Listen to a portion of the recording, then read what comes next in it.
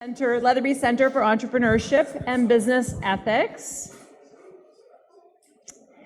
And we have a number of programs that are free for everybody in the community, not just the students, staff, and alum.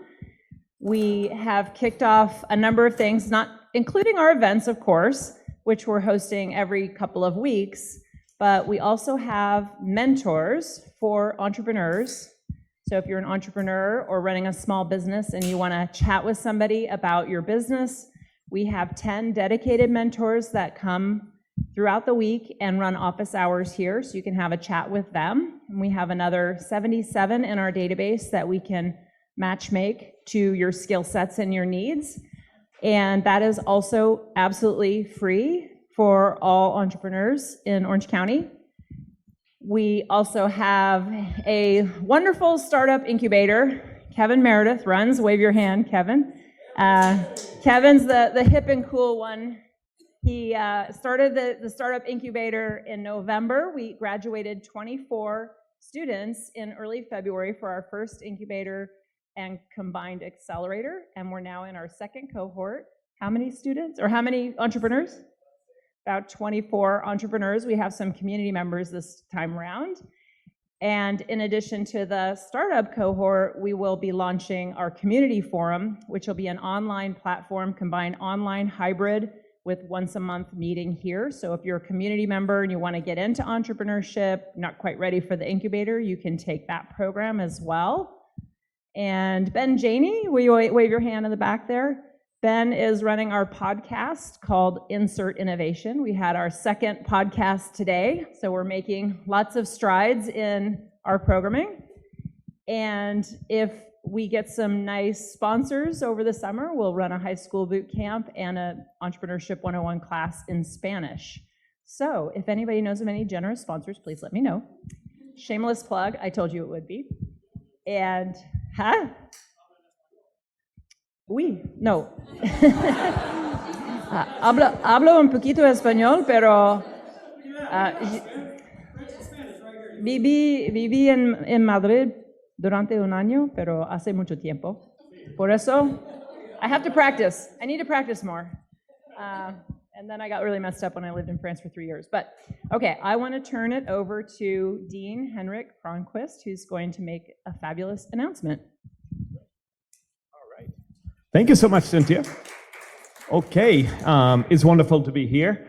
And today we're kicking off a new initiative here. And we're, of course, here to talk today about family-owned businesses. So in California alone, we have about 1.4 million family-owned businesses, and they employ about 7 million workers. So that's a very high number, obviously. And here at Chapman University, we have a lot of students that come from a family business background, and they and their families, they are looking for getting their children educated so that they perhaps can take over that family business. And we have been asking ourselves here at Chapman, how can we support this ecosystem, because it's really big from the statistics that I just gave to you. So I'm very proud and excited today to say that we will announce the launch of a new family business initiative here at the Argyros College of Business and Economics. And that's super exciting. And when you have a launch, when you need to launch something new, you need the right people. So we found Cynthia about a year ago, and she not only kicked off, she really launched and accelerated the center at a speed which I had not really anticipated, but that's okay. And so, go Cynthia.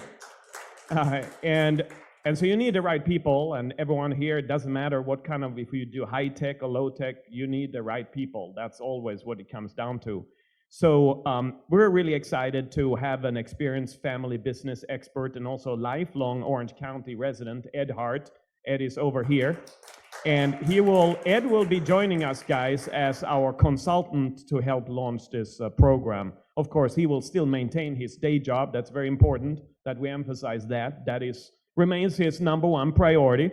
But we're really lucky to have a slice of Ed here. Ed is Senior Vice President now of the Center for Family-Owned Businesses with First Bank. That's a St. Louis-based bank. And Ed, for those of you who don't know Ed, you should know him. because he has a lot of experience with family-owned businesses. That's one of his passions.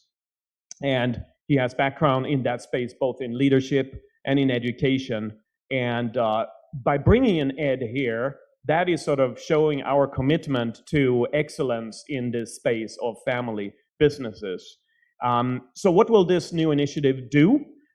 We're still developing the full slate of different activities, but it will be housed here at the Leatherby Center for Entrepreneurship and Business Ethics. And some of the activities that we will do is that we will start in the fall, and we are planning a symposium. So we would like to be a center of excellence for family-owned businesses that goes beyond what we do here at Chapman for our students. It should also touch upon alumni, and it should also touch upon the community. That is very important to us. So we also have an ambition of launching a new club related to family-owned businesses. We did that, the CEO Club for Entrepreneurship. So that's the Chapman Entrepreneurship Organization, CEO. So, I think we have two of the members in the back there. Look at that. And in fact, one of the founders. That's right. So we have several of the representatives here. So that's another thing that we plan to do.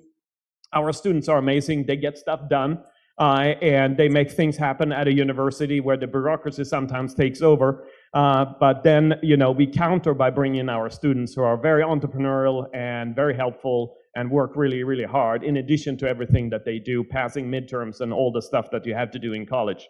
So more to come, guys, related to this initiative. But again, I would like to thank publicly as well, Ed. Thank you so much for giving us a slice of your wisdom and experience. We're really, really excited about it. Thank you, my friend. Great. All right. Okay. I have to say one thing that I've been waiting to say for a long time, because my dear friend Nella Webster has finally made it to one of my events, and I wanted to say thank you. I mean, Nella and I met in 1998 after my second tech startup went public. My husband's job was taking me to France. My sister, who's a CFO, said, just peel your shares off, like 100 a week, and don't look at it, take a blindfold and dollar cost average. And I said, I don't want to do that from France. And so I said to my network, I need somebody. And I met Nella, who was then at US Trust, and she's been my financial advisor ever since. But in addition to that, it's Nella, who is a super connector. She probably knows everybody in the room. Nella, who said, hey, there's this really energetic dean doing amazing things at Chapman. You should just have a meeting with him. And I think behind my back, they were sort of going in cahoots. But anyway, I wanted to publicly acknowledge Nella Webster for introducing me to Chapman, and that's just been amazing. All right, so let's bring our panelists up, and let's go. We'll start with Ed Hart, and you have had. We'll go. Girl, boy. That's if we can. You can go here. As you all know, Ed has been working in the family business sector for years and years, so we're just delighted to have him on our team. Yeah, yeah. And Jenny Dinnen, who is with McKinsey Corp. She's got a second-generation business with her twin sister, who's also here, Katie. And she and I have been friends for years, amazing. And then we'll invite Miguel Gonzalez III to come up, and he is with Northgate Markets. And thank you, Paloma, for introducing us. And they're running a soon-to-be fourth-generation business in Orange County, and definitely powerhouses. And then we have Pam. Where'd she go? Okay, come on up, DRC. And she's also a second-generation business, and having bought her father out of the company. And so we'll get this ball rolling. Yeah, go ahead and turn on your mics there. Deal with all that at the same time.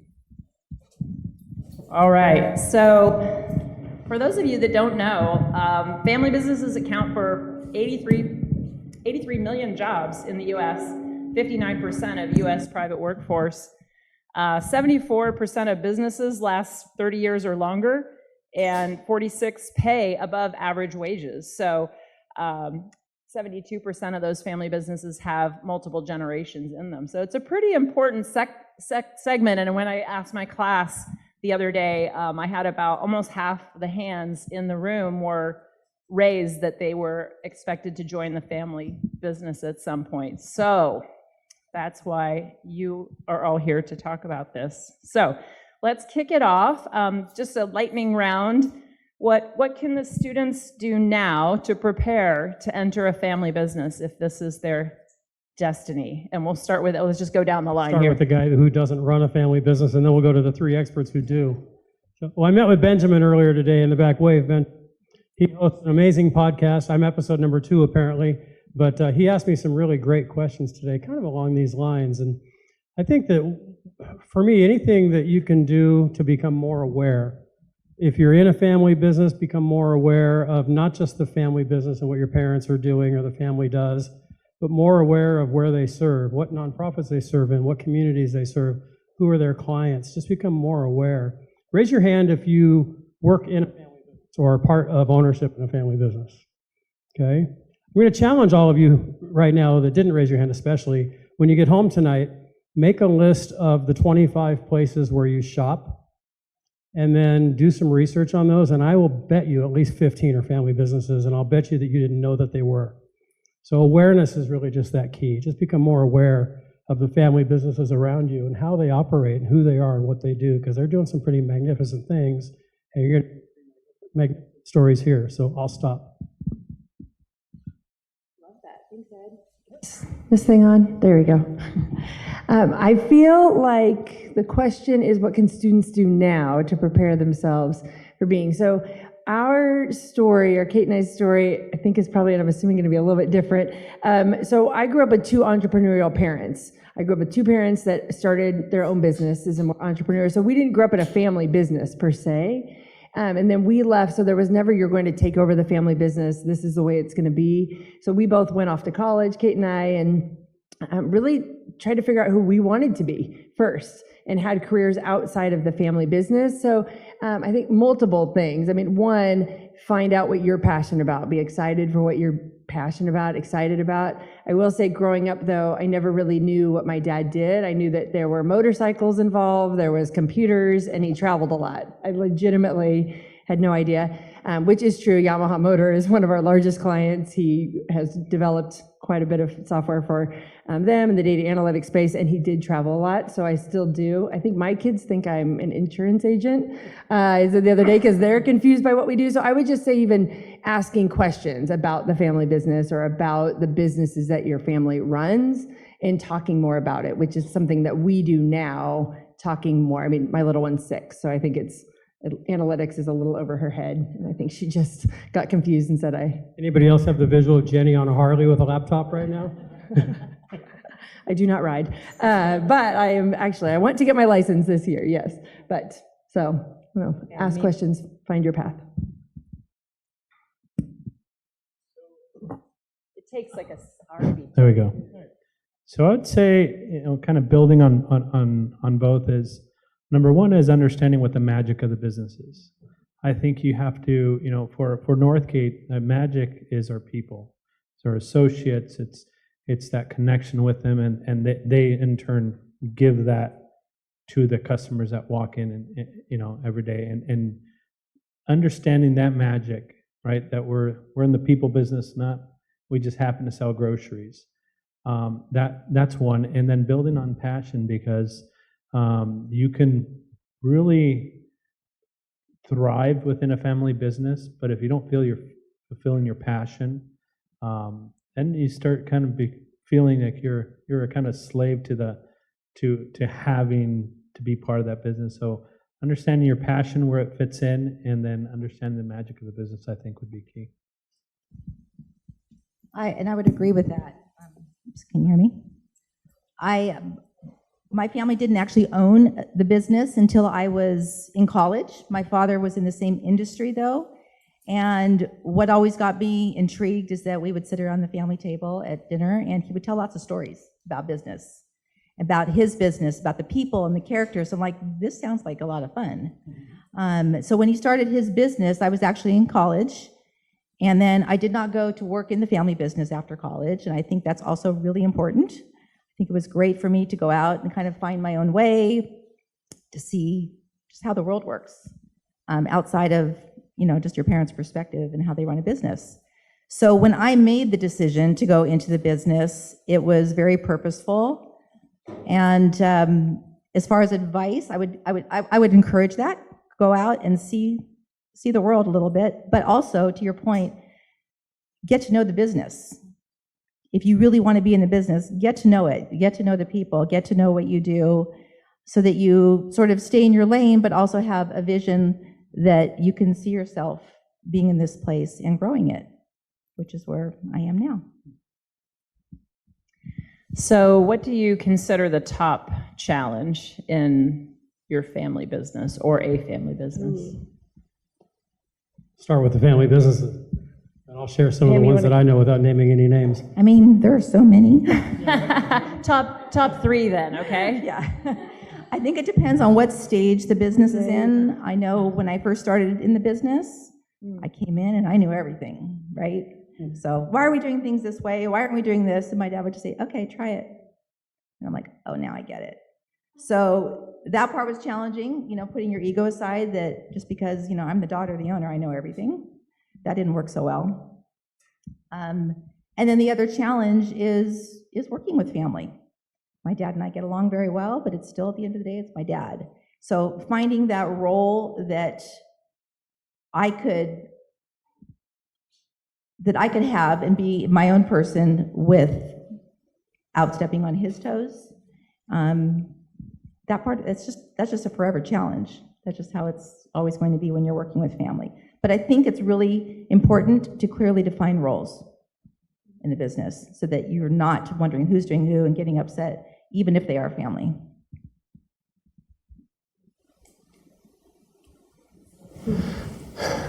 Wow.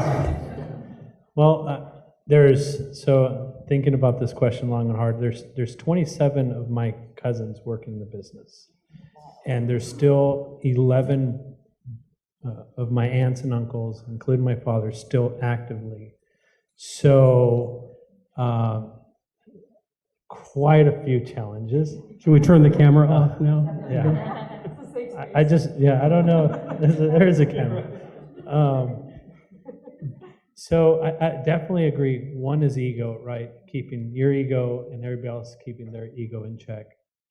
When it comes to, I think, transitioning, and I was trying to explain in the podcast earlier with Kat. By the way, she did awesome. You grow up, it felt like we had some kind of a party every single weekend, right? I don't know if it's just the Hispanic culture or what it is, and so you see these aunts and uncles every single week, and it's, you don't question them. Our culture is, you don't question them. They say jump, you jump, right? You ask why you're in a puddle after.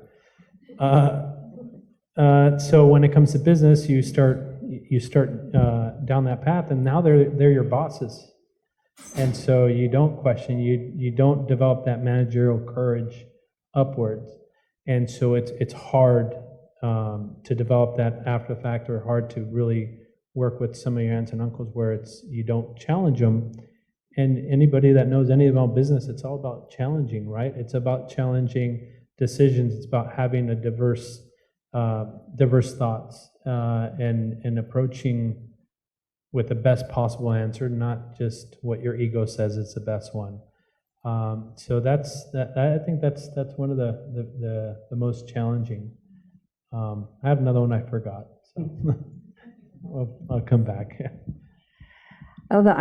I love these kind of panels when we get to meet other family businesses, and especially different generations and where they are.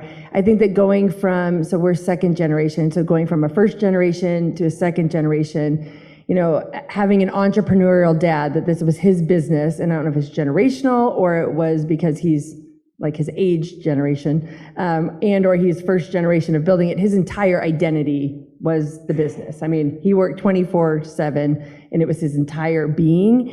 And so a challenge definitely was coming in. And I think when we finally decided to come into the business, one, I think Kate says a lot, we believed him when he said, I'm ready to retire and I'm ready for you guys to come in. So I think one, and maybe the advice too, is clarification. So communication is key. So for him, retirement meant 40 hours a week, still coming in all the time. He said he would just be a fly on the wall, but he's like an elephant hanging off the side that no one could not look at. So challenging it was, yes. We worked in a very male-dominated industry in the motorcycle space and the data space and Japanese culture in a lot of places. So with Kate and I coming in and saying, we're here now, taking over some long-term business, it's difficult. I mean, it's a difficult thing, especially when your dad is still sitting there. So sometimes he'd still say, well, I'll just call them. And I'm like, well, no, you can't just call them. He's, well, I'm calling them as the owner. And I'm like, yeah, no, but you're calling them as my dad. So there's just this like role in trying to figure out your space and how things are. And so I think that would happen from having a new, whenever you have a new leader in place, typically you don't have the old leaders still hanging out at Thanksgiving and dinner and those kind of things, giving their opinion. So it's just an interesting challenge. I will say though, big thing and what really worked for us in our business is when we really started, I'd say we have some legacy team members that have been there for like 30 plus years. I can't even imagine, what you guys have, that we were very hesitant to make changes. It was like, this is their business too. We're not going to make changes. We just like slowly ripped that Band-Aid for so long. And it was finally like, we have got to do this. This is our business. We finally found our voice to say, what do we want the future of this business to be, and confidently stepped into it. So it was definitely a challenge. And I will say, running it with your twin sister, the role definition, what each person's role is key in that. Probably go on, but we'll stop there. Yeah, I met Jenny and Katie when they hadn't taken over the leadership of the company yet. And so their dad would say, yeah, my job is just drive in, leave the engine running, stir the pot a little bit, hop in the car and leave. And then their job is to clean up all the mess with the dad when he was stirring up the pot, right? Yeah. I think succession is always one that everybody faces because there's so many different thoughts on succession planning in a family business. Some family businesses just have it nailed down. They know the kids are going to take over. They've been groomed for it, transitioned. They went out and got the education outside the company and then came back, and it just runs seamlessly. There's challenges when you have too many kids that potentially want the business. There's challenges when there's no kids that might want the business. I've talked to family businesses where they say the biggest challenge is my son wants to take over, whereas another family would say that's my biggest blessing.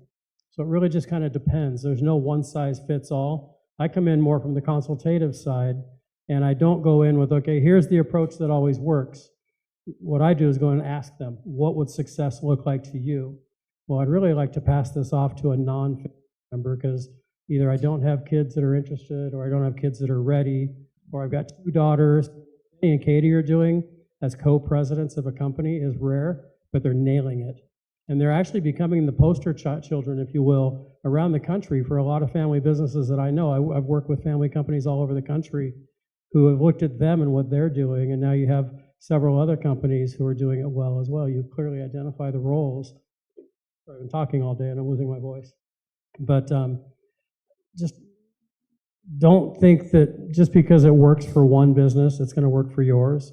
You really need to personalize and customize in your family. So a lot of parents, if you're a parent here who runs a family business, just because your kids are interested doesn't make them qualified. I've worked for 3 different family companies in my career, the good one, the bad one, and the ugly one. And I'm definitely not going to name names, even on the good one. Actually, the good one was First American, I'll tell you that. They'd been around since the 1890s, great transition, kids involved in leadership, but the kids didn't, Parker Kennedy didn't get to become the president of First Bank, or of First American. I work at First Bank now, too many firsts. Because his last name was Kennedy. He earned it. He went out and got a degree, a graduate degree, worked elsewhere, and came in. And then I worked for the ugly company where if your last name was, I'll say Smith, wasn't, but I'll say it, 18-year-olds when they got out of high school were guaranteed a managerial job. So I was working for the 18-year-old right out of high school for a couple of years, and I'll tell you horror stories over a couple of cocktails away from campus one of these days. Well, on that note, I was going to say one of When I was working at a software company, I did hire a Chapman intern, and he came in, and I was running a sales team of about 8 people, and he came in and he made 400 dials in like a 4-hour period. And I said, gee whiz, when do you graduate? He said, May. I said, would you like a job? And he proceeded to work for us for 8 years. And I only learned along the way that we used to call him Richie Rich. I didn't know, but his father ran a $500 million ball bearing company, and his father was insistent that he go work for somebody else first. And so I was honored to be his manager, and then he did get scooped up into the family business. So on that note, how do you all feel? Should one jump right into a family business, or should one do something somewhere else first, or what are the pros and cons of that? So we'll mix it up. Should we start with Miguel this time? Well, I think this one's near and dear to my heart because obviously some went off to college, some went back, and some came back, from my cousins and brothers and sisters.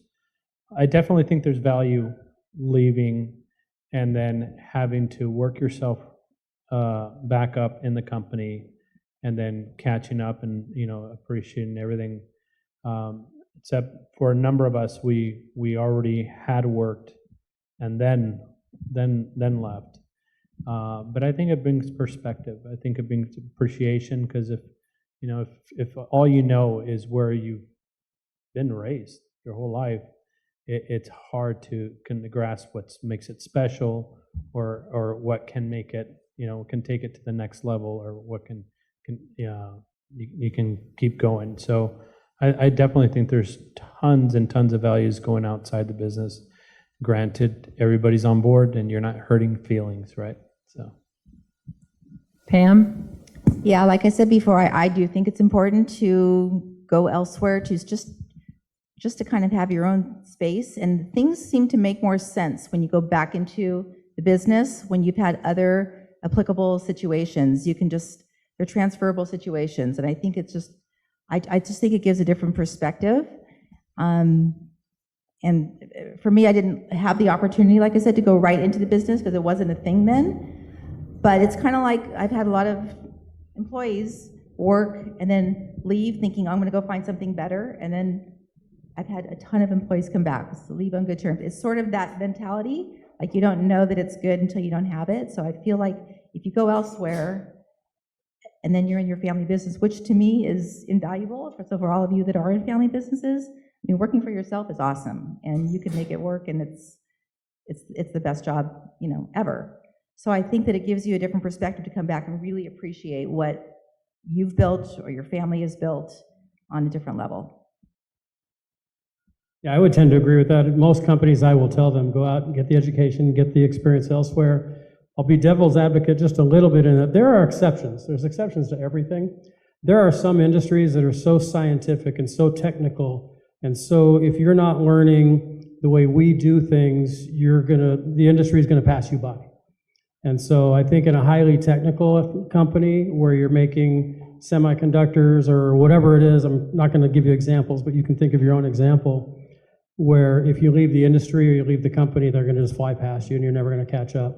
But I would tend to agree, and 99.9% of the time I'll tell the family, make sure that you have in your policies that they have to get a college degree. In some cases, they have to get an advanced degree. They have to work 5 years in another organization, learn what it's like to work for someone that's not dad, learn how to get a raise, learn how to get a promotion, learn how to manage other people, so that when you come in, you're not just brought in as, we have a great family business that we know, Teacher Creative Materials in Huntington Beach.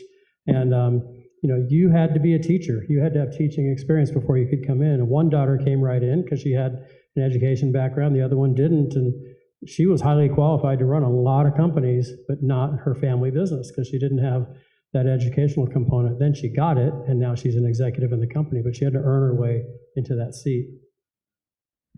I don't know.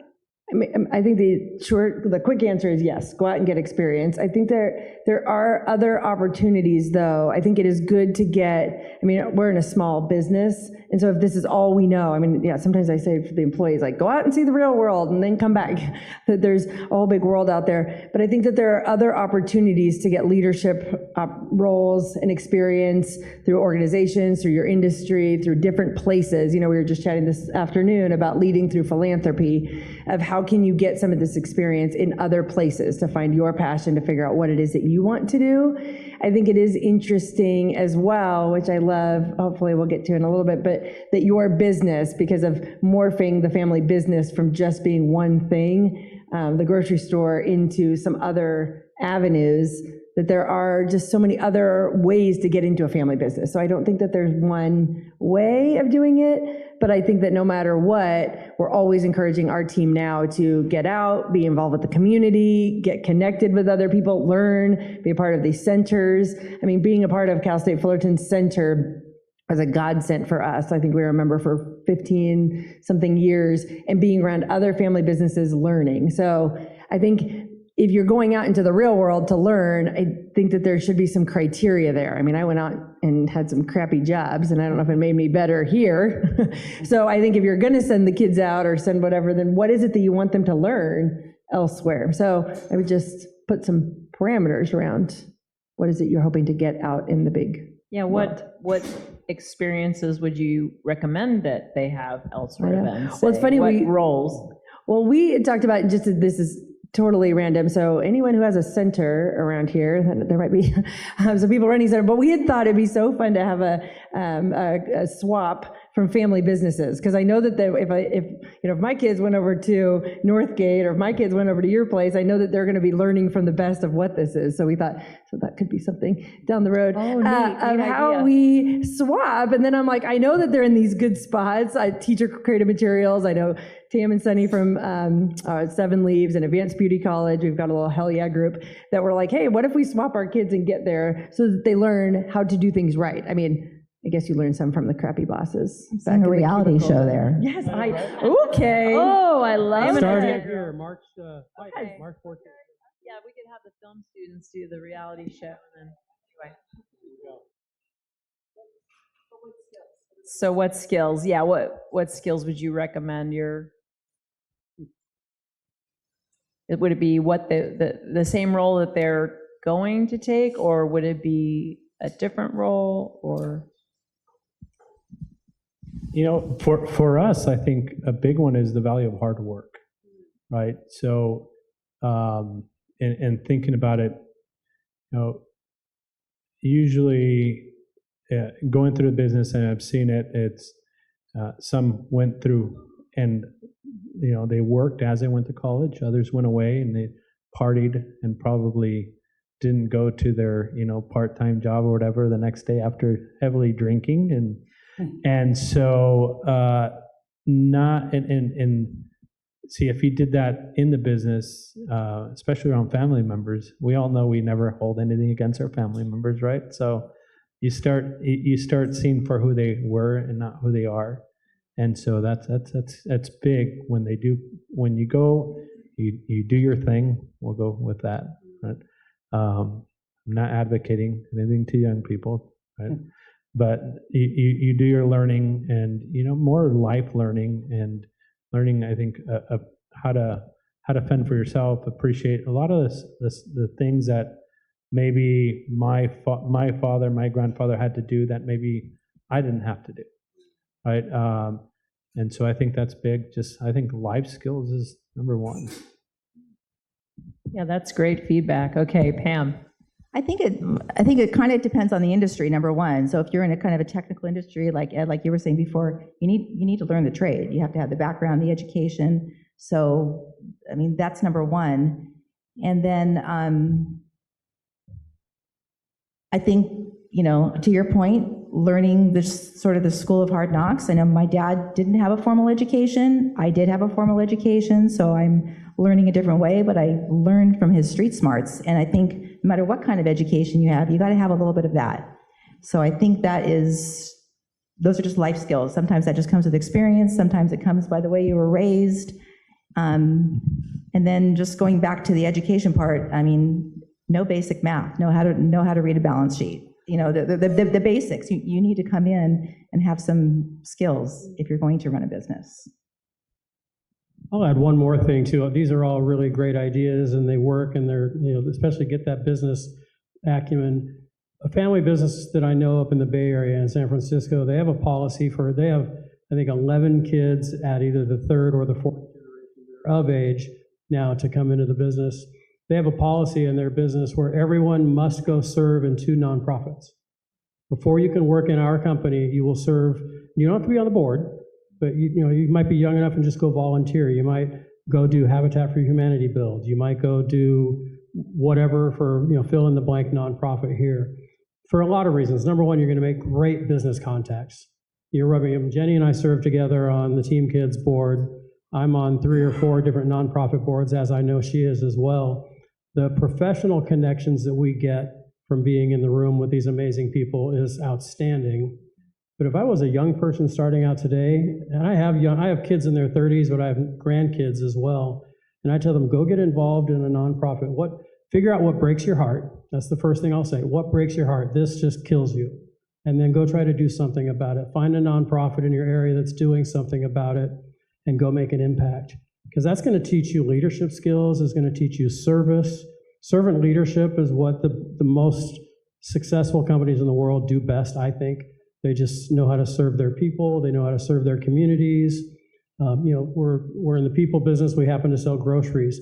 Northgate Markets, I've known them for a long, long time, and they are the epitome of a servant leadership organization. And I know that Miguel and Joshua and Isaac and those that I know well within the business, they get very, very involved in their community.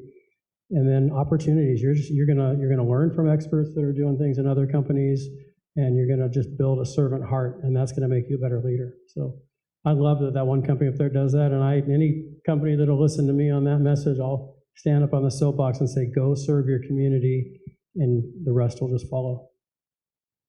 I think that's great advice. So what would you do, or what if your son or daughter doesn't want to join the business, or have any of you had, maybe you would have at Northgate, did anybody not join the business, and what was the reaction? And okay, Pam's got her hand up, so. No, I'm in that position. I did join the business, of course, with my dad. I have 2 grown children who are 28 and 31 and have their own careers, love my business. They love my business. They're super interested all the time, but it's not them. They got their own careers, they had their own education, and they went their own way, and they wish me the best. And they're, love to support me, and that's fine. So what it does for me, though, is set up my business differently on, the future to sell at some point. Just had my first grandchild. At some point, I'm gonna wanna, move on. I was fortunate enough when I opened up a second location for our business. I brought on a fabulous business partner who's here in the audience with me tonight, and there will be a succession that way. So you have to think differently on how you're going to plan for your future. Well, we've had a number of cousins, even when my uncle Oscar, who's the first to actually go to college from my aunts and uncles, and that was extremely hard. It was a moment where the business was flourishing and really needed expertise, and he went out and saw that he needed to bring more value to the business for it to keep growing. But we've had a number, and I would honestly, I would encourage anybody that's not passionate about the business to seek their passion, and maybe later on it does become the business. But I'm a firm believer, if you give the football to the one that's really begging for it, right? And if they're saying, I don't want the football, don't try to give it to them. It's just, that's my belief, and I've seen it work, and at Northgate, where people leave and they become lawyers, they become dietitians, they become doctors, etc. And there's people that feel really passionate about area in Northgate, and they really thrive. So we have, I think between just Kate and I, which I can't even imagine with how many cousins that you have at the fourth generation. So there's just Kate and I, and we've got 4 girls between the 2 of us, and the oldest is 18 and the youngest is 9. So we're not there yet. But we're really starting to reimagine, so I love that you said, kind of reimagine what does a family business look like and what does a future of family business look like for us. And we have recently moved from being a family business, it's a mindset shift, to being a family enterprise. And so in my mind, being a family business is like rigid, nothing bad about family businesses, but it's a company, and it's, it's hard to move and it's hard to do things. And I hear a lot of, well, we don't do that here. We don't do that here. We don't do that at this business. Well, we've now opened our minds and saying we're a family enterprise. So we launched a second consulting business, Kate and I, last year, helping next-gen family-owned businesses. We're now doing all of these other businesses as well. So the thing is, I don't really care if my kids don't do surveys, what McKinsey's original business was. I'm creating generational wealth and creating generational opportunities. And quite honestly, it's opening the doors. That's what I love about being in this center. I was saying to somebody the other day, I've talked on a lot of family business panels across the country, different places. This is the first time I've spoken at an entrepreneur center for family businesses, which I think is wild and I think is amazing, because we're a well-funded startup. I mean, Kate and I's business. And so why can't we reimagine what being a family business looks like? So McKinsey is still running and strong, but I mean, I would love one day to be like First Bank, to have someone running that. I want to be family owned, but not family run. I would love that for that part of the business. Let's go, let's create generational wealth and have other opportunities. So my kids don't have to take over my business, but if they say, I want to do this, that, or the other, find your voice and figure out what you want. So we're just trying to change the narrative a bit on what that means. It's a little different. I'll just add, if you're running a business, the transition should be to the right next person. It doesn't have to be the daughter or the son. It just needs to be to the right next person. Benjamin asked me on the podcast earlier today, what do I see the future of family business looking like that might be different than what we've seen in the past? And I like that question because it got me thinking about how I see a lot of your generation, the students today, you all have more interests at 20 than I did at 20. I was interested in Friday night and girls. That's about all I thought about when I was 20 years old. And they were all usually, kind of the same. But you're so interested in serving and diversity and doing so many different things that I see the CEO of the future in a family business might transition out of the family more than it might have in the past, because your generation wants to go do a lot of different things. I'm not saying that you're distracted. You're not. You're laser focused.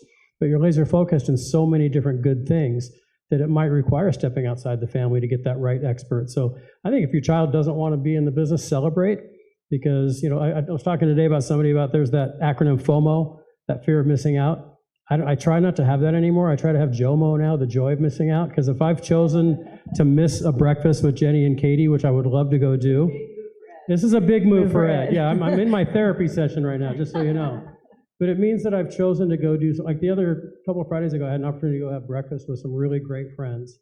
And I passed on it just to go have breakfast with my wife. Now, it doesn't sound like I'm going for husband of the year, because I'm not. I'm a crappy husband. We won't go into that another day. But there are times if I'm doing something else, I'm doing it because it was my choice. So if you're choosing a different leader for your business, celebrate, because that means your child is out getting to do something that she or he really is passionate about. Well, let's tag on to that with the other panelists. What is the future of family business? What do you think the future of family business is, Pam? Of my family business, or just in general? Maybe both. I mean, I think, we went through a transition even just a few years ago. I bought my father out 3 years ago. He's 85. He still comes to work, so now he works for me, which is really fun. But making changes for the future. I had a situation where my dad sort of ran one part of the business, and I ran another part that was way more successful, to be honest with you, financially. And during COVID, we had the opportunity to sort of close down that part of the business. And I had wanted to do that for years. But I was panicked to approach him about it, honestly. I thought, this is his legacy, this is what he's worked for, I'm gonna break his heart. And my side of the business had been carrying that side of the business for years. So I finally just bit the bullet. We had to do it, and we had the opportunity because of, the whole situation with COVID and, all that fun stuff. So when I went to him and finally said, Dad, I think it's time that we close, this part of the business, he said, great. I almost fell over. All that pain. All that pain, and it was my idea. So it just take the risk and communicate and say what you need to do in order to make the business sustainable. So that was my future. So that was a really, really good lesson. So I just want to say that. Just take risks and communicate and plan. Miguel, what's the future of Northgate Markets, Well, or the family business, or the family enterprise? 'Cause I'm going to cheat. Not my idea, not my thought process. Well, I think it's more of taking kind of what Ed said, this diversifying and saying, hey, what's your passion? How can we fund it, right? And then bring it into kind of what you did, right? It just, and that's what we're doing, right? We're going into healthcare, we're going to real estate, going to food manufacturing, and just keeping that going, right? I think we have such high potential individuals inside and outside the family, and diversifying, being able to say, hey, and if you look at all the major, like the Tesco's, even Kroger, it was Kroger, they spun out the whole Blackhawk, their whole the gift card business, right? They did it to develop it for the business, and then they said, hey, there's a lot of value to selling this off, and so I see that as being able to do more for communities where we have a wealth of knowledge, being in our communities, knowing what they want and serving them, and doing more around that, and then and how it aligns to people's passion. I think that's going to be the future. It's hitting on their social and their needs. They're wanting to support something that they believe in, and be able to create that and then fund them to move forward with that. Jenny? Well, I think, I kind of answered-ish the question, but I don't know what is next. I think that's the cool part. We're still running our regular business and growing and doing across the country. I think it's incredible hearing other family businesses and how they're growing and changing and expanding. Because then you don't have one leader at the very top that you're all fighting for this position. You've got these different opportunities. I think listening to what the market needs, that you guys are like, oh, we have healthcare issues, we've got this, and how do we serve them, what that is, how do we continue to be entrepreneurial? So it's a it's a really fun, exciting time right now of listening and seeing what's happening and connecting with all the other family businesses out there. So what do you think about when you're hiring people that are not a part of the family to be part of the leadership team? How do you navigate that, or when do you make those decisions? I'm 100% in favor of that. Done it, and it is really what exploded our business. I had a great mentor several years ago, who really helped me structure the business when I was starting to take over. My dad ran it great, but again, just sort of worked hard in a school of hard knocks, and it was time to okay, if we're going to really propel forward, we need to have a structure. And my friend really helped me in creating that structure and hiring the right people. I hired a controller, and that changed my life. And it was somebody that was, certainly outside the organization, who had actual skills to do that. And it gave me the time and the space to do what I needed to do, what I do best. So I am 100% in favor of hiring people, for the job. Hire the right person for the job. I don't care who they are, family or not, but hire the right person for the job.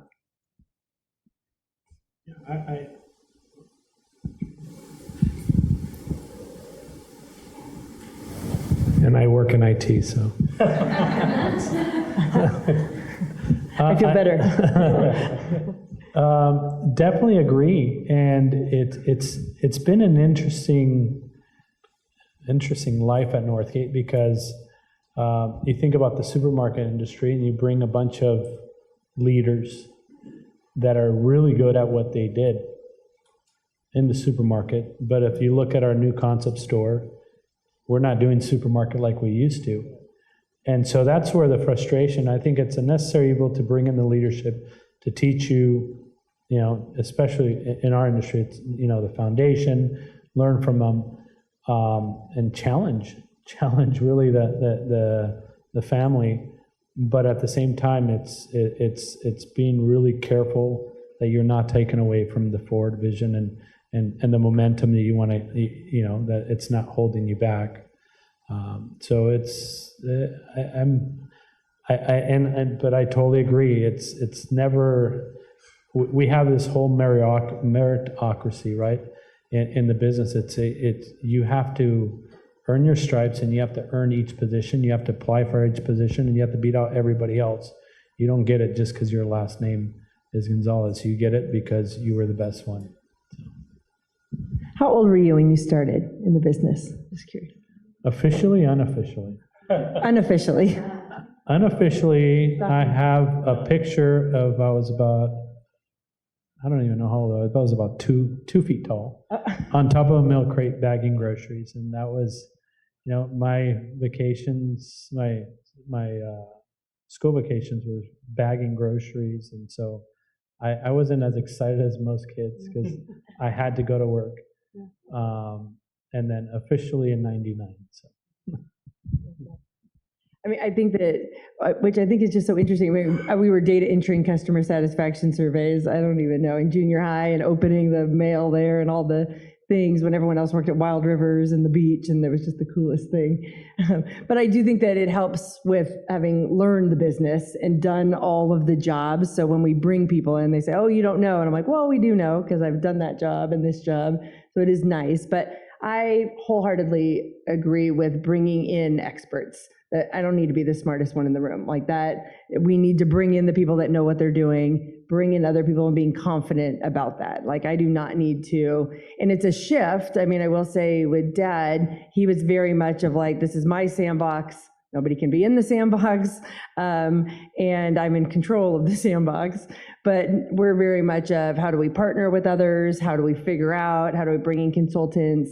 We're really good at this. How to bring in other people. So I think it's just kind of the future of the businesses of how it's going. But I think that there's just something really cool about working in a family business. I think when you bring in non-family members, it needs to be very clear.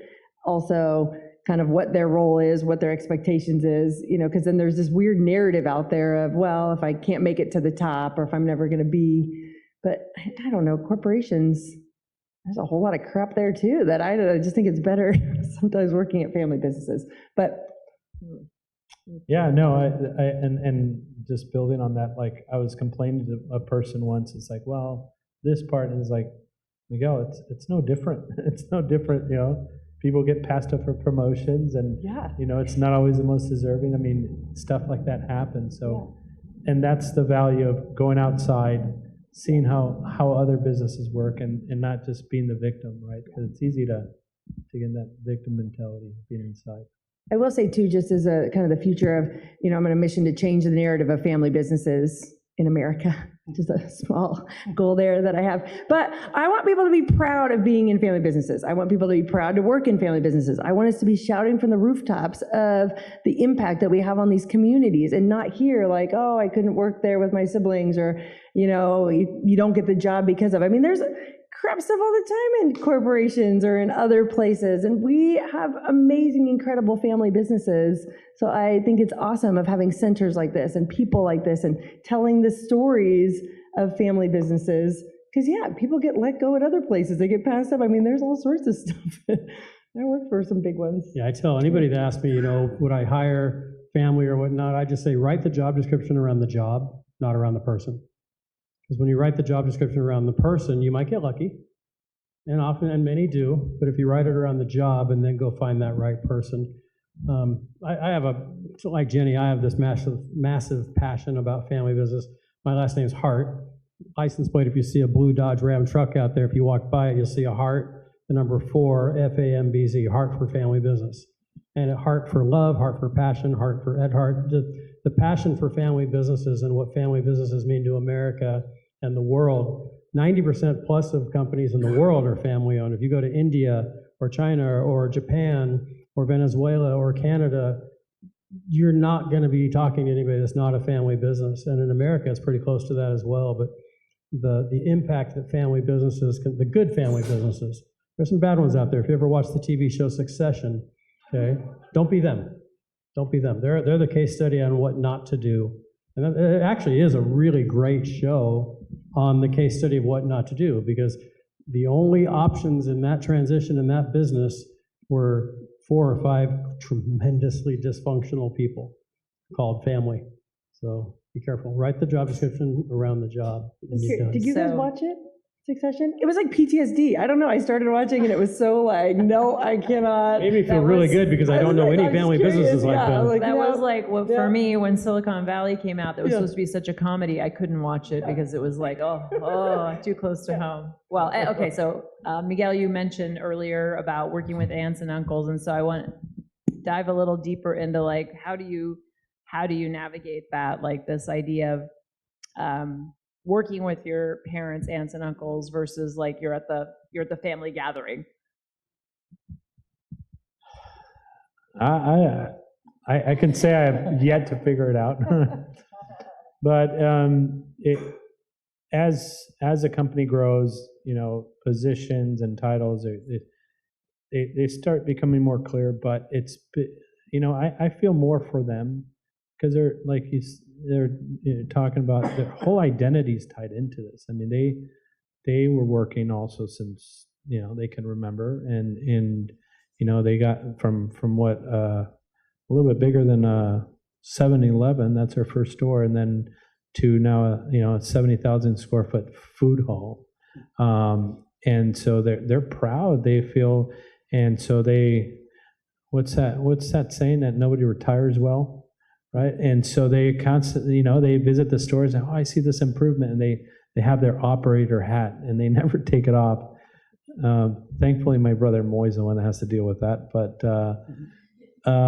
it's hard for them, and it's just feeling for them and showing appreciation and listening to them, and I guess that's it. Just keep giving the respect and taking in the message, not so much the words. We used to have this older gentleman that he was our first center store buyer for all our groceries and stuff. His name was Joe Jenkins.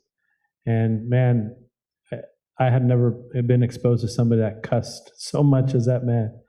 And he's like, this is all full of blah, blah, blah. And just like whenever he would see a set, but the message was, hey, you have to take care of your customers. You have to be fair pricing. You have, and that's what I kind of see now. It's trying to interpret the message. What are they trying to say? Not so much what the words that they're saying is, and honor them. I mean, we're standing on the empire that they built. So hear what I meant, not what I said. Every parent's. Exactly. I told all my kids were, it's not what I said. Listen, you should know what I meant. Anybody else want to chime in on that one? I mean, I don't work with as many people as you do. I don't know how you do it. Kudos. That's a lot.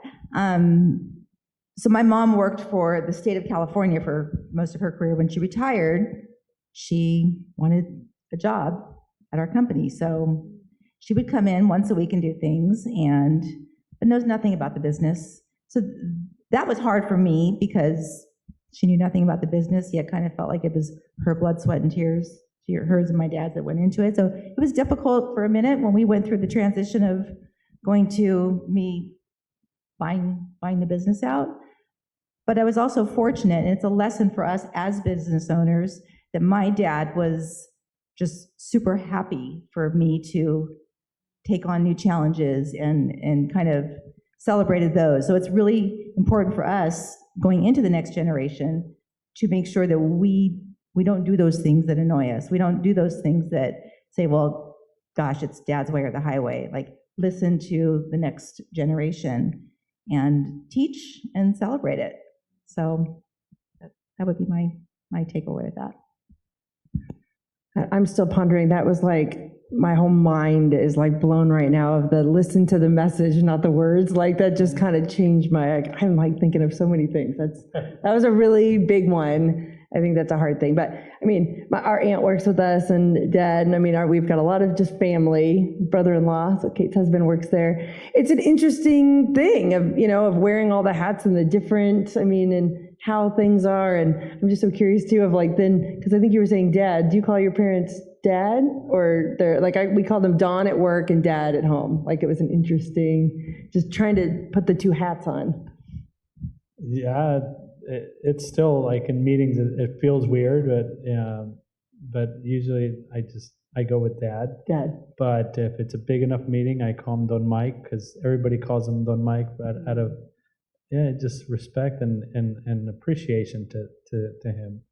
But it's, with all my uncles, because, again, the culture has all these little nicknames for everybody, and that's how we grew up calling them. We use their first name, just out of respect, and just so you don't want to play that entitled card, it's like, oh, dad, in the meeting. It just, to me, it doesn't sound right. It doesn't sound right with other of my family members do it. So yeah, that's one that we often bring up in family conversations amongst cousins and aunts, and my brothers. So. You call him dad? Yeah, it just depends on the setting in the office, because everybody knows it's my dad. I call him dad. But if we were in a business meeting or meeting a new vendor or something, say this is my business partner, Warren, who happens to also be my father. And then, the rest of the meeting, I would call him by his first name. So.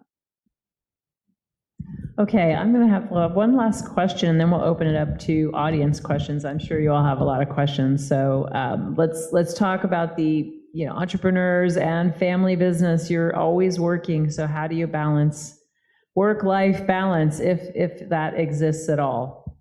I'll chime in real fast. During COVID, and I'm not a family business owner. I've had a family business before, but the word that I have chosen to use in my own life since COVID has been, instead of work-life balance, it's work-life rhythm.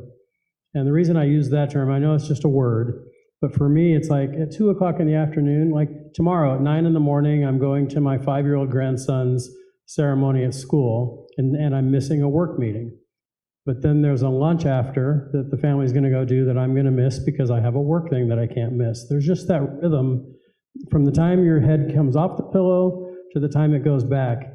Your mom, your dad, your spouse, your child, your whatever you are all day long, but you're also an employee, business owner. And so I'm just a really big believer in that work-life rhythm of just, somehow getting it all done. Jenny hosted a panel earlier today, and one of the questions was, how do you get it all done as a mom and as a business owner and so forth? But it's just that rhythm of just, I wake up and these are my roles all day. And at the end of the day, as long as I gave all of them the attention that I needed to, I'm good.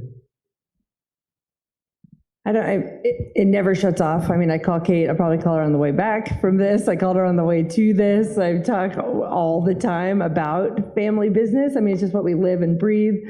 My husband's like, please stop being on the computer, so it's a hard balance. I don't know, but I do have 2 young kids, and so I got to go home and try and make a leprechaun trap tonight. So I still have a believer in the house. So, I think it's a fun. I think you said the best thing is having your own company. It's also crushingly overwhelming. Some days I'm like, can't someone just tell me what to do? So I don't know. It doesn't ever turn off. I'm always dreaming about the next idea because it's my favorite thing to do. But I think that's just part of being an entrepreneur. I don't know. And I live and breathe it. I love this business and the business we're in. So it doesn't seem like work all the time. Mm-hmm. That one's a bit interesting because I think of my work week and I almost feel guilty, right? Because I seen my dad, he made it to, he didn't make any Little League games. He made it to one soccer game, and he sometimes, he was talking to my wife the other day, and he teared up saying, hey, I didn't get to do all this stuff. And it's like, man, the sacrifices that they make. And so it's hard not to feel guilty saying, hey, I'm going to balance out. And as human beings, we usually overcorrect, right? If you grow up with nothing, you try to give your kids everything, or vice versa, et cetera. So with that one, I think it's always, for me, it's fulfilling my duties, seeing if anybody needs some extra help, but at the same time, recognizing that, hey, I want to make sure that I'm showing my kids the love language, and my wife, my kids, the love language that they understand. At the end of the day, that's spending time with them and having a conversation and closing the laptop, or having, putting in for a PTO day or half a day, or whatever the case is, but making it happen. Yeah, a lot of what you said, balance, I don't know what even that means, but I think when you love your business, it is just part of who you are. So it's not work. It is work, but it's just who you are. So you can't turn it off. I did, I was a working mom, so I had 2 kids, a supportive husband, and my parents, of course, who are involved, and you do need other people to be involved in your life to help, but I didn't miss any of the important things. You still have to keep your priorities straight, and it wasn't even a question, I didn't want to miss the dance recital, I just wouldn't do it.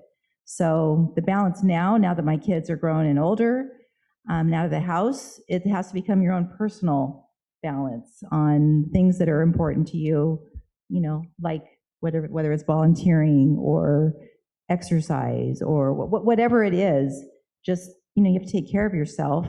But I love what I do, so it doesn't ever really turn off. It doesn't mean I'm looking at my phone 24/7, but it's just part of who you are. You can't help it. You all know that. If you're involved in family businesses, you get it. It's just part of your fiber. So the balance just comes from within, and my business partner and I are working with a executive coach right now, and this is busy as a mindset. So how busy do you want to be? And we're busy. We have an open mindset.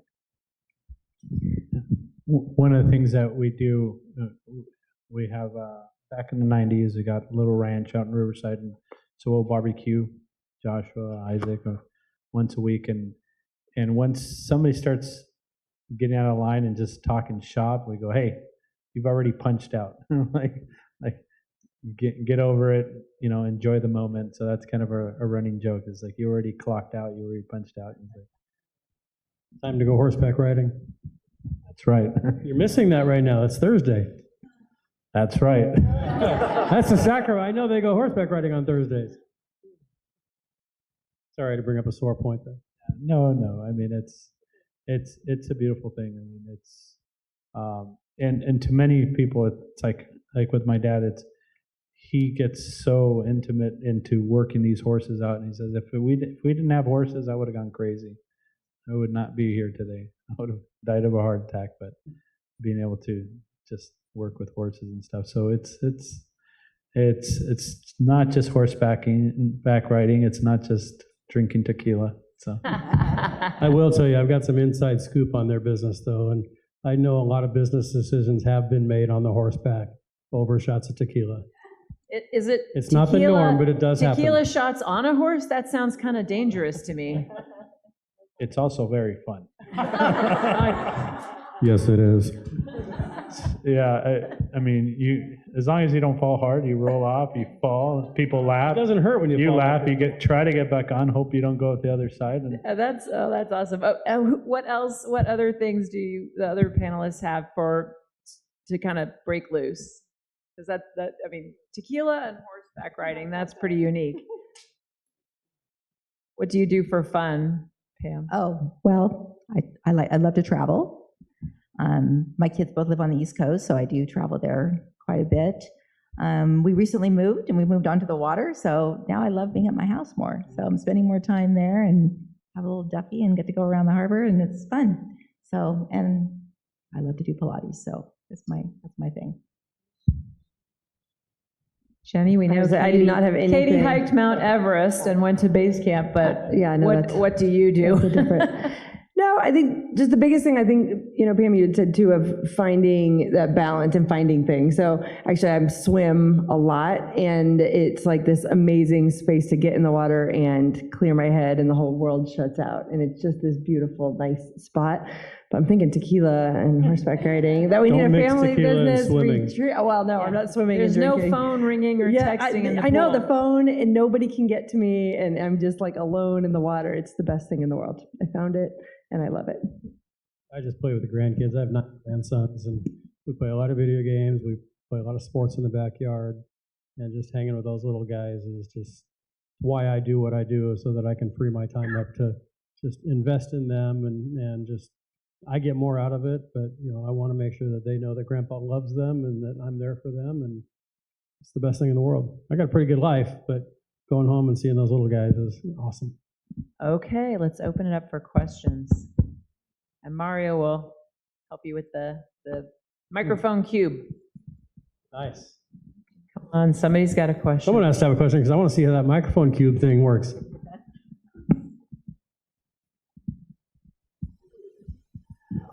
Andy. So just talk right in there. Wow. So this is pretty cool.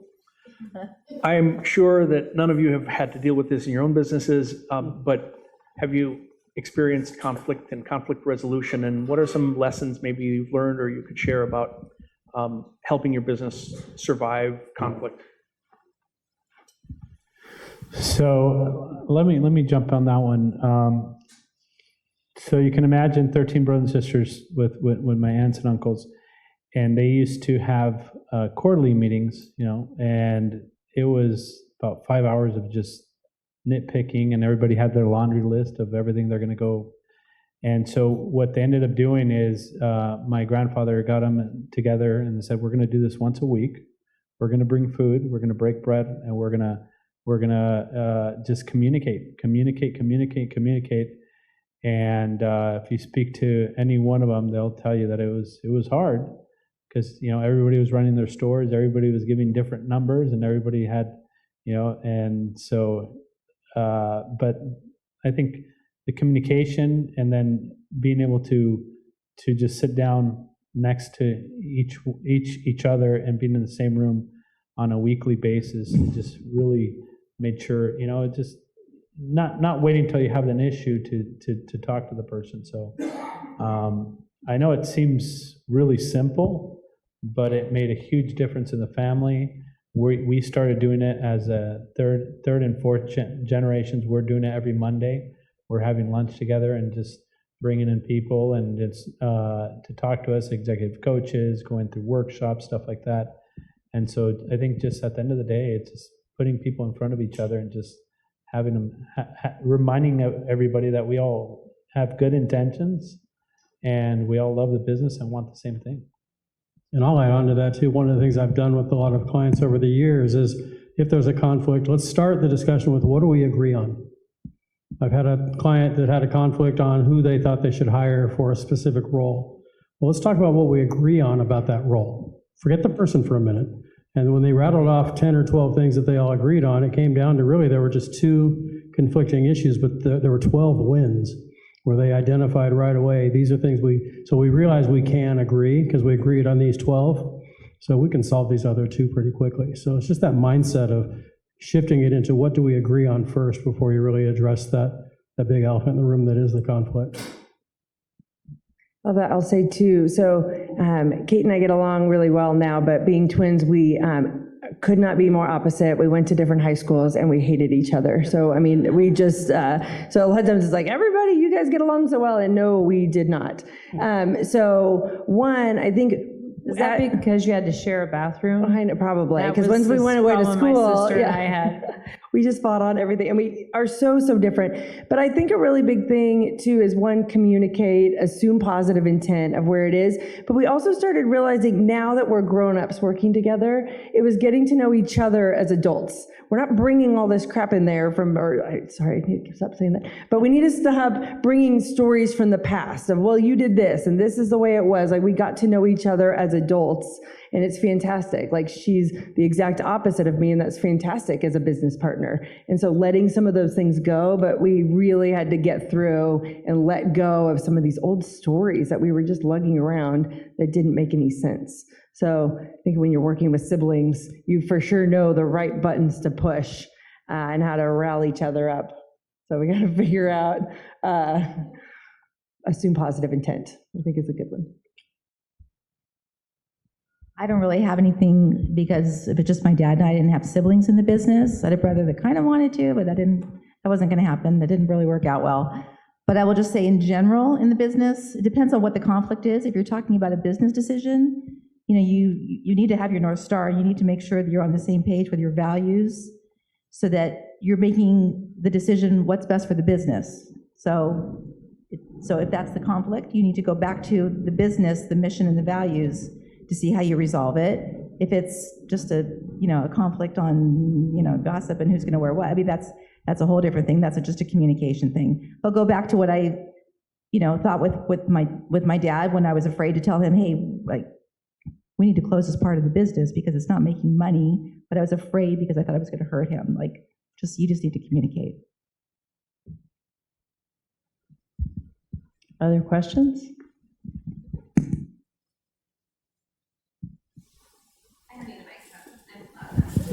No, please do, because it records better. Hello.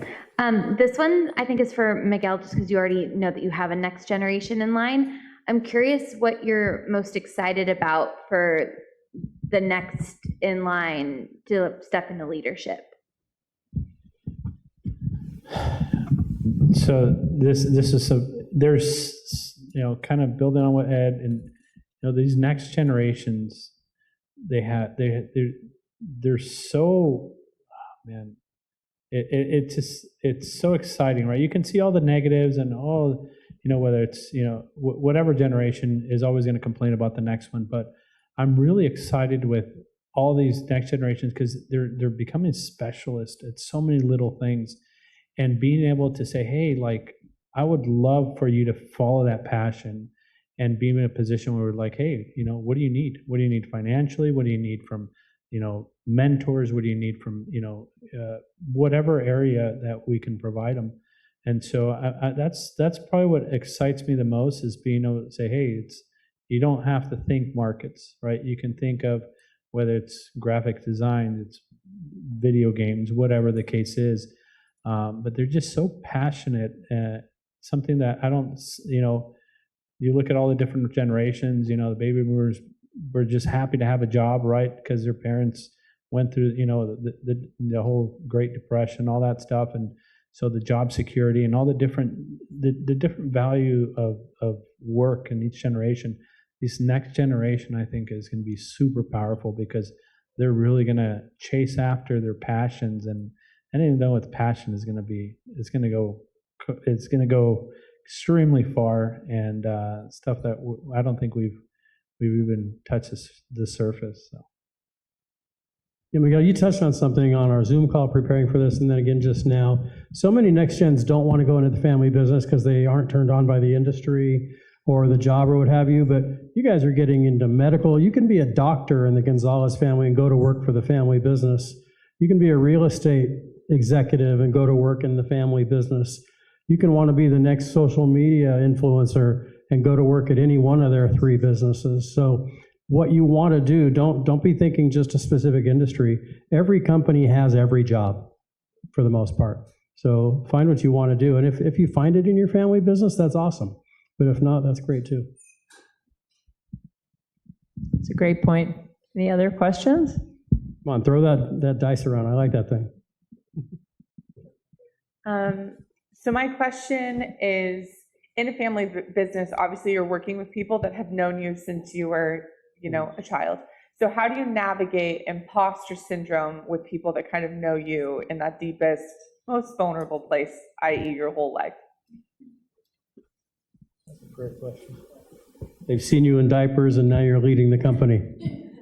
It's very real. It's very, very real. They will hold it over you. And And when you don't see them enough, they just keep that perception for years to come. So, I think at the end of the day, it's when you find who you are and you start doing that unapologetically, it doesn't matter what other people think. And until then, the advice that I was given is fake it till you make it. Right? Believe in yourself, even when you don't, when you feel shaky, and just go after it. I mean, eventually, if they want to see it, they'll see it. If they don't see it, then that's not the place for you, right? So either way, it's a win-win.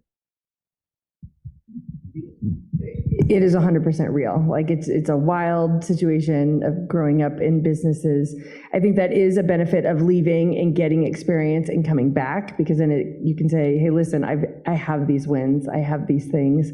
I think coming in and being in your own role. I mean, I came in and started the sales and marketing arm of our business that we didn't have before, so I wasn't competing against. And so getting my own wins.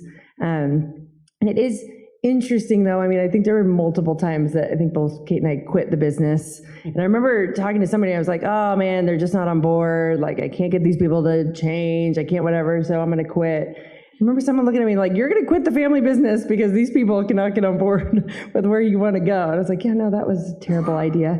So I think then owning it and being in it, I mean, I'm not going to not be there, but it's a real thing. And I will say, when we took over the business, and I think you touched on something, it was, just a total side note, but when you come into a family business, there's ownership, power, and control. So you don't take over all of that on one day. So like we took over ownership before we had power and control. So it was a very interesting navigating that piece.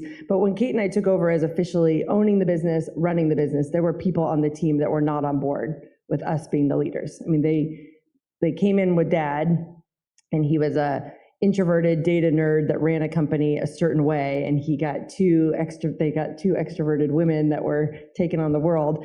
And there were people that are no longer with our company, and because this is the direction that the company's going and where we're going and what we're doing, and we were not going to continue to keep ripping that Band-Aid off. But we had to step into finally finding our voice, saying, you know what, we're here, we're staying. Back corner. Hello. I don't have a question, but I was encouraged to share my story. I'm here with my dad, and we have a family business that's been around since 1975. I would be third generation, but unfortunately I am not interested. It's a welding supply, and I started working there after I graduated from Chapman with my MBA in 2020, and I worked there for about a year and a half, updating technology and whatnot, and it got to the point where I'd have to start selling the welding supplies, which didn't seem super glamorous for me, and so we'll probably end with the second generation of business, but Eric here encouraged me to share our story as just an example of, the business probably ending with the second generation, but that we're still together. And I actually operate my own business within the welding supply, physically within the welding supply. I have a candle company. And so maybe it's the next generation of family business, but it's just a little different and a little prettier and smells a little better. Sounds like you had some good teaching there. Yeah, for sure. And good support. It's a way to go, Dad. Yeah. I think that's amazing. I mean, I think it's an amazing story of hearing and sharing like that. You have a successful, incredible, amazing family business. You're a family in business. You don't necessarily have to be a family business. And you're now bringing on this entrepreneurial spirit of having in what you're doing. I think it's a really beautiful story. Thank you for sharing. And also, family business doesn't necessarily have to end just because there's not a family member running it. We've talked a lot about non-family, and I could rattle off a lot of family businesses that are very well known they've been run for years by a family member. Family business hasn't been run by a Nordstrom family member for a long, long time. Walmart, there's a lot of companies out there that are not run. Yeah, First Bank, where I work, generation family-owned business, and we've had a non-family CEO for 16 to 20 years. Still family involved in ownership, but not running the day-to-day. So. Yeah, I think that's really interesting. I think, Jenny, you said it like family-owned enterprise, but not family-operated. And I wrote that down as a note so we can talk about it after this, because we recently had somebody come in that was looking to be like a partner and that kind of thing. So I'm like, maybe partnership, and then, just kind of taking a back seat, but keeping the family involved, because it's really cool. 50 years next year is quite an accomplishment and something to be so excited and proud of. And I'm like kicking myself that I'm not interested, but it's just kind of the way that it is. But on that note too, it's so exciting that Chapman's getting involved with family business, because when I was in college here in undergrad and grad school, there wasn't a lot of representation for that. So I think it's so important, and thank you guys for being here. Thank you. Thanks for sharing that. Yeah, definitely the family enterprise is a path of growth to support. Go ahead. Don. Hello, thanks for having such a great discussion, very informative. One of the challenges in today's world with the upcoming generation that I've encountered is the entitlement mentality. I'm just curious as to how you all, as a family business, confront it, deal with it, and come up with a solution to resolve it, because I feel it's become more prominent today than, you know, since when I entered the family business. So as the family grows, particularly like a Northgate where you have so many cousins involved, is there a sense of entitlement that rears its ugly head to where you have to deal with from time to time?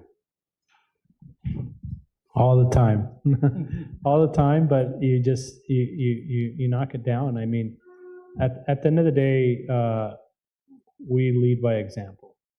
And so those that quickly want to come in and say, I have this title, whether it's family or not, they quickly get humbled and say, hey, I still talk to everybody in Spanish. It's usted, like it's a formal saying. It's a formal. I don't know how you'd explain it, but it's, you know, like Old English, like ye old, right? It's kind of like that. It's you're speaking with respect, and it doesn't matter. I speak to my customers that way, and I speak to, you know, the executives, but it's kind of.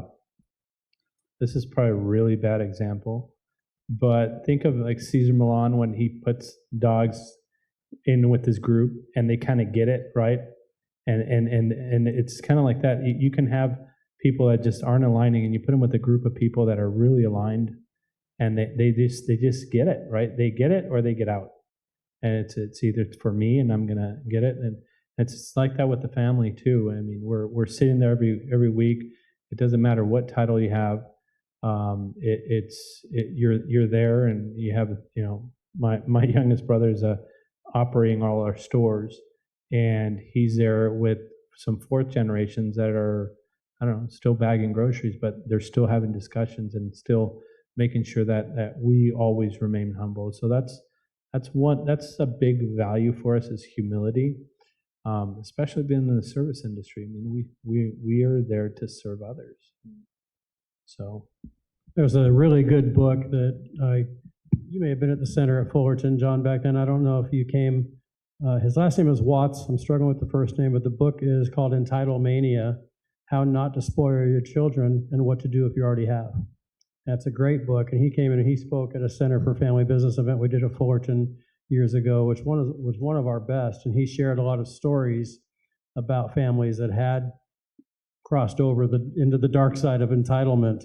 And I'm not going to share any of the stories now. I'm not trying to promote that book either. If you want to know more, I'll give you a copy of it. Just reach out to me. But yeah, it's real. The only remembering that past success doesn't guarantee future results. And so many people think that because I'm a Gonzalez, I'm going to use you as the example, but say Smith, because I was successful once in something I did, I'm going to be successful again. Therefore, because my last name is Smith, I should be the next CEO. It goes back to what we've been talking about all day, I think. You know, write the job description around the job, not the person. Yeah, I don't have a definitive answer that just sprinkle the dust and it works, but it's real. I think that's one of the biggest challenges a family business faces. Probably faced at McKinsey, people who were, you know, thinking, oh, you're just taking over the business because you're Don's daughters. You know, and so you had to face that entitlement issue a lot. Be another good topic. That'd be a good topic. I don't. Get some dinner, come back, we'll get started on that one in a minute. Well, thank you for that. I failed to mention, so I'm John with Ben's Asphalt, and I'm here with my niece for the first time. She's a Chapman grad, and she has also a question to ask. It's less of a question, but more of a story, because my parents met at so my mom is the oldest of the siblings. There's 4 of them. So she met my dad at the family business, and they left and they started their own business. So I'm surrounded by entrepreneurs, and it's been super interesting working at Ben's Asphalt when, like, my dad has his own business that I kind of grew up, and I forgot who said it, but they said, I think it was you in the middle, you said that you had no idea what it was, and I've always heard the terms, all the different business terms, and like, that means nothing to me. I don't know. I have like basketball practice later today. I don't know what that means. But now I'm like working at Ben's, I'm like, oh, this is what my mom worked on all day, or these are the things my mom had deadlines for. And it's a lot of work, and it, like, I have a lot of respect for my mom. It's so cool. But yeah, sorry, I don't know why. That's awesome. They're hard workers. They're really hard workers, but. That's beautiful. I mean, thank you for sharing. I think it's so beautiful to be able to come back and see and to hear. And like, that's the coolest thing. And like having these centers and being around these other family businesses. And that's the biggest thing about being prideful of what our families have built and what they've done. And I think that's just like the most beautiful story. So thank you. Don't apologize ever for being passionate about your family business, ever. And your mom led by example. Yes. So here you are going and doing your own thing. And I think that's just a maturity thing. So I think, kudos to you for seeing it, recognizing it, and to your mom for just being a hard worker and, raising a great daughter. They'll tell the story of when I think I was an infant, and they were going to buy their first truck. And I think they went and bought it, but they broke down in the desert. But I was maybe like 3 months old, and I'm only a couple months older than the company. So I'm 24, but they started their company in April of the following year that I was born. But it's just so crazy because they broke down on their way to go get this truck, but they were in the middle of the desert. They had this baby. They're like, we don't even have any money. How are we gonna get this car? It's just crazy. And now my dad, they've had the business for 24 years, and he's just, incredibly hard workers, and it's fun to work. I think it's fun to work with I work with my Uncle Johnny and my Uncle Billy and my Aunt Terry, and I think I went to each, I don't think I went to my Uncle Billy, but I went to each of them and I said, do I call you Uncle Johnny or do I call you Johnny? And they're like, no, let's keep it professional. Let's do let's do Johnny and Terry and so on and so on. But it's fun. It's really cool to see it. But yeah. Well, I think we should just end on that positive note. And if you all have, please join me in thanking our panel. And if you have questions, I'm sure they'll hang out for a few minutes. Thank you so much. Thank you, Cynthia, for having me.